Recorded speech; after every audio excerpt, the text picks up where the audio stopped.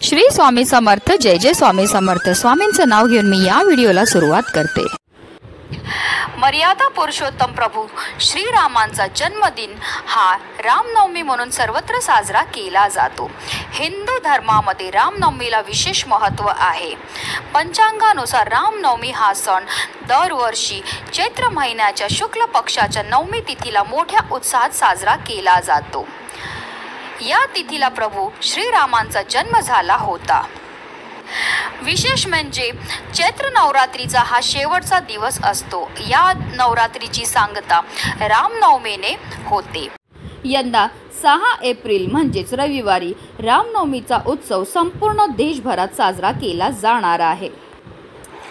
रामनवमीच्या दिवशी प्रभू श्रीरामांची विशेष पूजा आणि उपासना केली जाते। तसेच श्रीराम यांच्या सोबत माता सीता, लक्ष्मण आणि हनुमान यांची देखील पूजा केली जाते।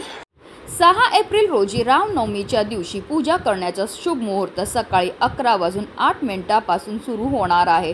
हा मुहूर्त दुपारी 1:39 पर्यंत असणार आहे। या दरम्यान आपण प्रभू श्रीरामचंद्रांची पूजाही करू शकता।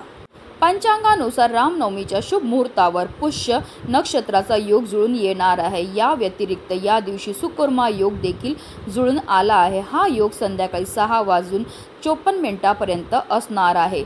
त्यानंतर द्रुत योग बनणार आहे।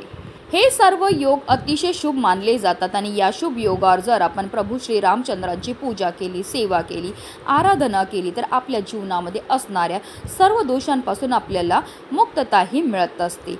धार्मिक दृष्ट्या हा दिवस अत्यंत महत्त्वाचा असल्यामुळे या दिवशी काही प्रभावी सेवा आणि उपाय देखील केले जातात। आणि म्हणूनच रामनवमीच्या दिवशी आपल्याला सकाळीच इथे लावायचं आहे फक्त एक रामदेवा।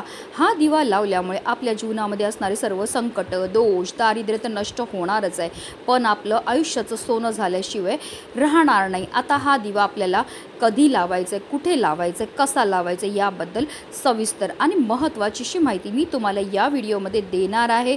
तर व्हिडिओ पूर्ण पहा आणि जर तुम्ही माझ्या चॅनलवर नवीन असतील तर चॅनलला सबस्क्राईब करा आणि शेजारी बेल आयकॉनसुद्धा प्रेस करा, जेणेकरून तुम्हाला माझ्या नवनवीन व्हिडिओचं नोटिफिकेशन हे मिळत राहील आणि तुम्ही एक पण व्हिडिओ मिस करणार नाही। आणि कमेंटमध्ये जय श्रीराम लिहायला अजिबात विसरू नका।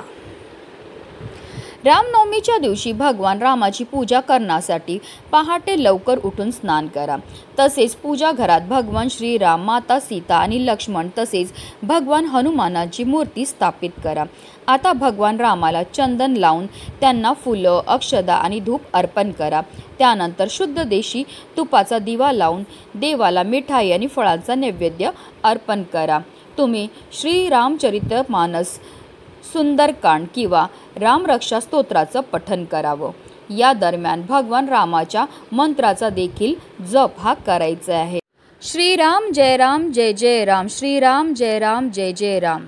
या प्रभावी मंत्राचा आपल्याला जेवढा जास्त जप करता येईल तेवढा जप हा करायचा। यामुळे सकारात्मक वातावरण निर्माण होते। तसेच आपल्याला प्रभू रामचंद्रांची आरतीही करून घ्यायची आहे आणि त्यानंतर हात जोडून मनोभावे आपल्याला त्यांना प्रार्थना करायची। आपल्या जीवनामध्ये असणारे जे संकट आहेत, वेदना आहेत, दोष आहेत, दारिद्र्य ते दूर करण्याकरता मनोभावे प्रार्थना करायची। त्याचबरोबर आपल्याकडनं झालेल्या कळत नकळत चुकांची क्षमायाचनाही करून घ्यायची आहे।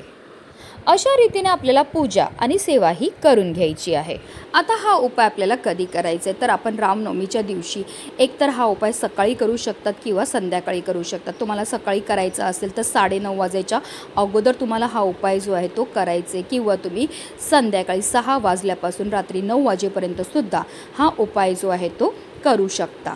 उद्याच्या दिवशी ज्या घरामध्ये हा प्रभावी उपाय केला जाईल, असा हा दिवा लावला जाईल, त्या घरावर कायम श्रीहरी विष्णू आणि माता लक्ष्मीची कृपा तर होणारच आहे। त्या घरामध्ये अखंड सुख, समृद्धी आणि ऐश्वर हे कायम टिकून राहणार आहे।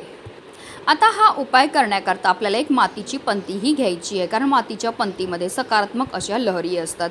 या मातीच्या पंतीमध्ये आपल्याला 2 वातीची 1 वात करून लांब वातही टाकायची आहे। तसेच या दिव्यामध्ये आवर्जून आपल्याला मोहरीचं तेल हे टाकायचं आहे। आता काही कारणास्तव तुमच्याकडे मोहरीचं तेल नसेल तर तुम्ही रोजच्या देवपूजेमध्ये जे तेल वापरतात ते टाका आणि त्यामध्ये तुम्हाला चिमूटभर काळी किंवा पिवळी मोहरीही टाकायची आहे। तसेच आपल्याला 1 डाळिंबाचं फळ सुद्धा घ्यायचं आहे। आता काही कारणास्तव तुमच्याकडे डाळिंब नसेल तर तुम्हाला एक विड्याचं पान घ्यायचं आहे आणि या 2 वस्तू घेऊन जायचं आपल्या घराजवळ असणाऱ्या बजरंगबलीच्या मंदिरामध्ये।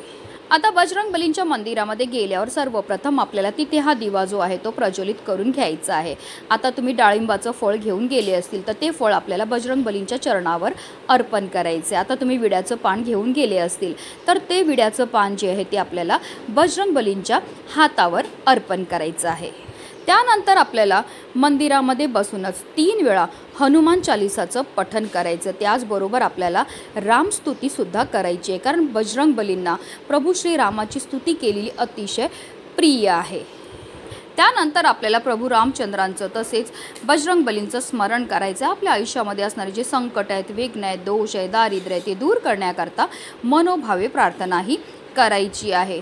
बजरंगबलींना प्रभू रामचंद्रांची केलेली सेवा ही अतिशय प्रिय आहे। बजरंगबली हे संकटमोचक आहेत आणि जर आपण असा हा रामदिवा बजरंगबलींच्या चरणावर अर्पण केला तर त्यामुळे आपल्या जीवनामध्ये असणारे जेवढे पण संकट आहेत, दोष आहेत, विघ्न आहेत, दारिद्र्य ते साक्षात बजरंगबली दूर करतात। प्रयत्न करून हा उपाय जो आहे तो बजरंगबलीच्या मंदिरामध्ये जाऊनच करायचा। आता काही कारणास्तव नसेलच तुमच्या घराजवळ बजरंगबलीचं मंदिर, मग काय करायचं? मग हा जो रामदिवा आहे तो आपल्याला आपल्या देवघरामध्ये प्रभू श्री रामचंद्रांची तुमच्या देवघरामध्ये मूर्ती असेल किंवा बाळकृष्णाची मूर्ती असेल किंवा आपल्या स्वामी महाराजांची मूर्ती असेल तर त्यांच्यासमोर आपल्याला असा हा रामदिवा जो आहे तो प्रज्वलित करायचं आहे। जे डाळिंबाचं फळ तसेच विड्याचं पान जे आहे ते आपल्याला आपल्या मनातली इच्छा बोलून अर्पण करायचं आहे। प्रत्येकाने रामनवमीच्या दिवशी असा हा रामदिवा जो आहे तो आवर्जून लावायचा आहे।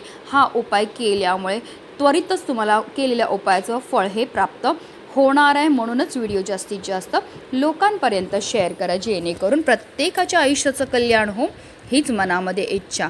जय श्रीराम।